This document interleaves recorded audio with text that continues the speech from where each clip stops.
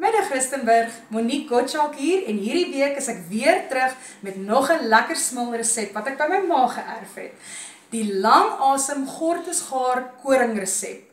So hierdie resep is spesiaal want dit is vir daardie gaste wat 10:00 die oggend by jou kom koffie drink en dan bly kuier tot 1:00 die middag toe en dan moet jy ewe skielik iets uithaal en wys. So bly asseblief ingeskakel, hierdie een is nie iets wat jy moet misloop nie. Geniet hom. Jou kaas en komkommer in lekker blokkies. Kook jou gort of koring tot gaar. Laat jou gort of koring afkoel voordat jy dit by die ander bestanddele voeg. En jou bestanddele lekker deeglik deur.